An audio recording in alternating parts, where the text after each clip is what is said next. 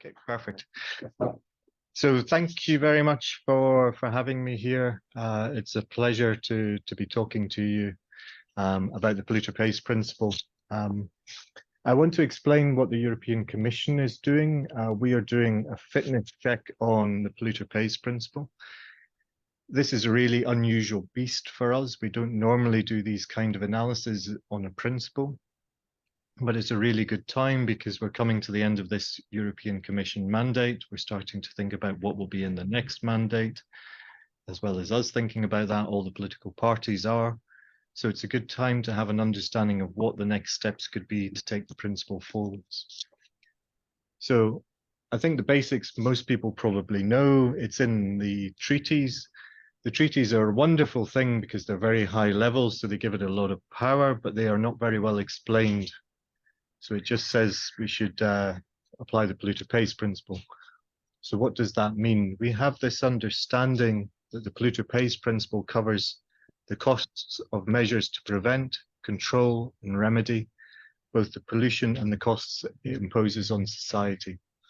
So it's about prevention, control, liabilities, remediation, external costs. So it's the full range of those kind of costs, wherever you find them, whether it's in legislation, voluntary actions, and you can find parts of this in market-based instruments.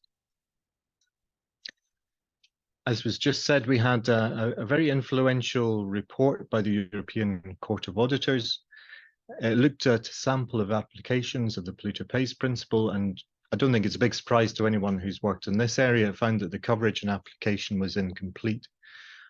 What do we do then? Well, we've agreed to do this fitness check, which is a big evaluation, and on the basis of that, to make recommendations on how to better apply the fitness check, how better to apply the principle of polluter pays. And that should be ready Q2 2024, so before the summer. And hopefully that will feed into the ongoing discussions about what to do under the next mandate. Already we should have emerging results before that, so it's quite a good time. So what are we looking at in the context of the fitness check, just to give you the scope of it? We're looking at the last 10 years, but the focus is on what's happening just now. So are we applying it now? And where are we applying it? The areas where we're not doing so, why might that be? But we'll also look back at what the trends have been over the last 10 years. We're looking at all policies that affect the environment. I think that's quite a key point, which isn't always understood. So that's also policies which you might have in the climate and environment, kind of core policies, our waste policies, our biodiversity policies, climate policy. But we're also looking at things like transport policy, agricultural policy. So in those areas, are we applying the polluter pays principle?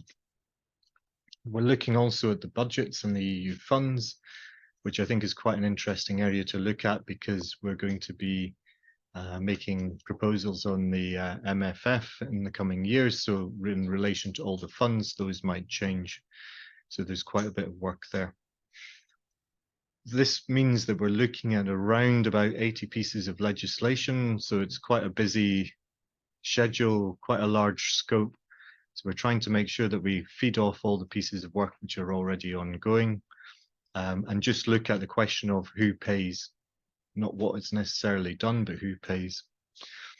So just to run through a few kind of comments and kind of give you a feel for, I think, what the emerging results are.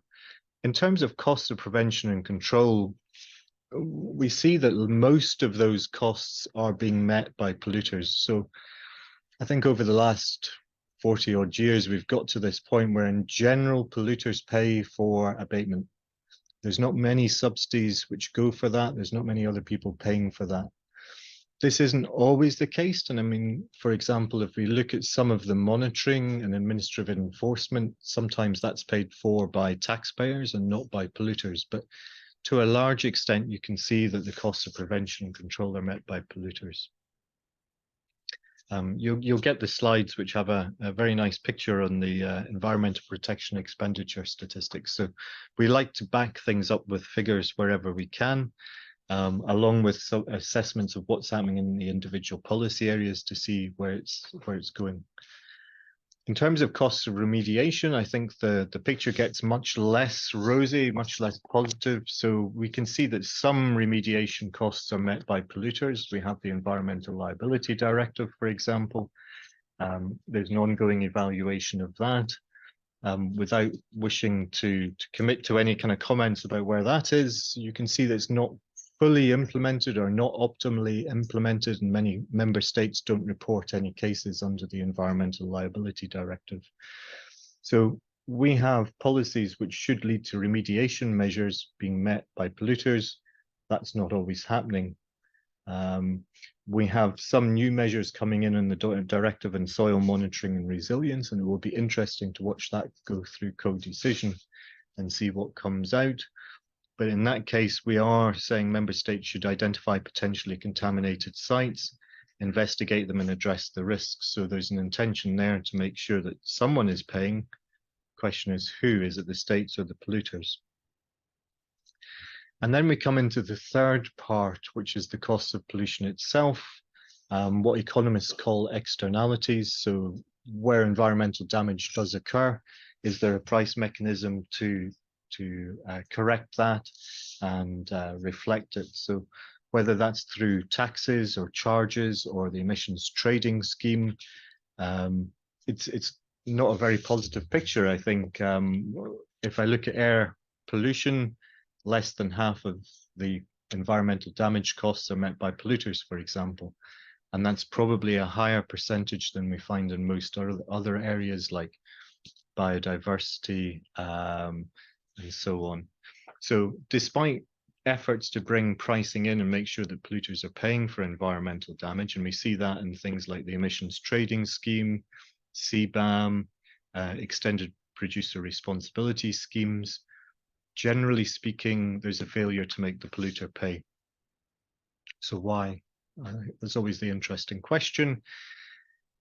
Depends, it's a little bit case by case, but we can see there's costs of identifying the polluters and their levels of pollution. So there's a large administrative cost in some cases. Equity concerns, environmental justice is fundamental just now. We will not introduce measures to make sure that polluters pay unless we are consistent with environmental justice and don't have significant equity concerns. There are competitiveness concerns both within Europe and externally.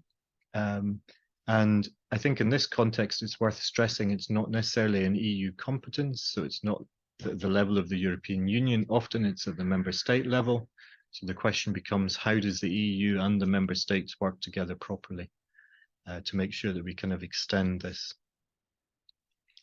At the same time, I find it really funny that we talk about polluter pays principle at the same time as we are subsidizing polluters with a couple of €100 billion per annum. Fossil fuel subsidies are on this one. It's about €50 billion per annum. That may have gone up. And then we have agricultural issues, transport issues. So there's quite a wide range of environmentally harmful subsidies, which are essentially paying people to pollute, all of which can be reformed. And we have good history of that. For example, within agriculture, the improvements have been significant. So in summary, we're doing a fitness check. We've done an open public consultation. There will be a meeting I think it's November the 20th. We'll have an online workshop and everyone is welcome to participate, where we'll take the preliminary results and discuss them. But we're in a situation where polluters are paying. They're paying several €100 billion, almost €300 billion per annum in terms of pollution and control. But there's still significant environmental damage. A large part of that is not internalized at the same time as we're subsidizing polluters. So I think the message is it's good in parts, but it's certainly not a full implementation of the polluter pays principle.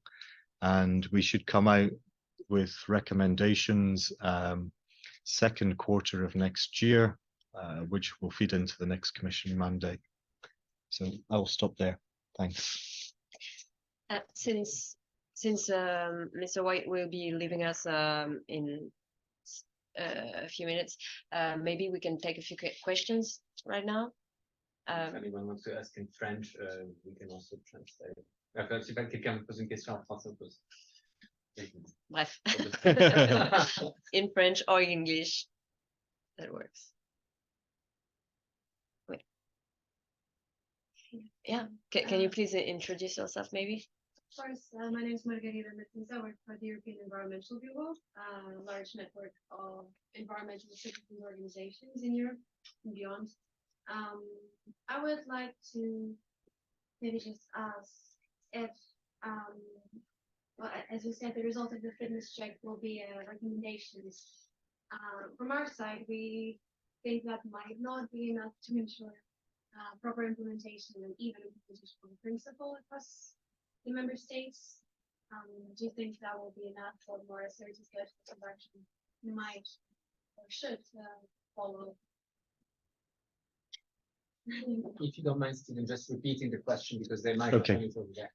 So the question is recommendations from the Commission enough to change anything? And the answer to that is no. There will need to be some will need to be follow-up, and whether that's legislative or whether that's non-legislative, so better working together to make sure that these changes take place. It's clear to me that just the recommendations on their own won't be enough. And I also sort of think it's important to draw attention to the kind of the ground in which those recommendations land, whether it's welcoming or not. So it's unclear to me in the next Commission mandate how we will want to be positioning ourselves. That will be a discussion amongst the political parties and whether they wish to see better application of the polluter pays principle or not.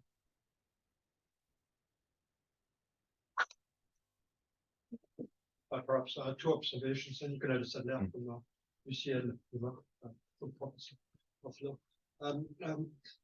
According to the academic literature and the policy documents, two main venues through which the principle can be fleshed out are highly charged and civil liability for tort law.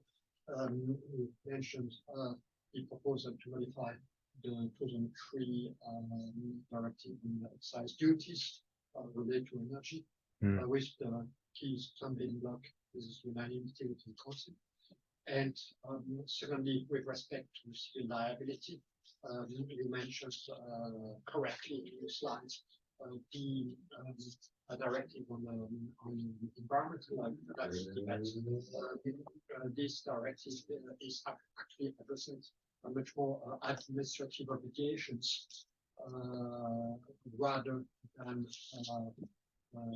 proposing or framing a new tort schemes. And I really doubt that there would be any support among the ministers, perhaps even among the MPs, with respect to a new proposals dealing with the genuine civil liability on the account that's really in the kernel of the competences of the member states. Yeah, no, I agree. I mean, you mentioned the Energy Taxation Directive, and their unanimity is required. And I think this is a general point that as soon as we get into tax issues, it's unanimity.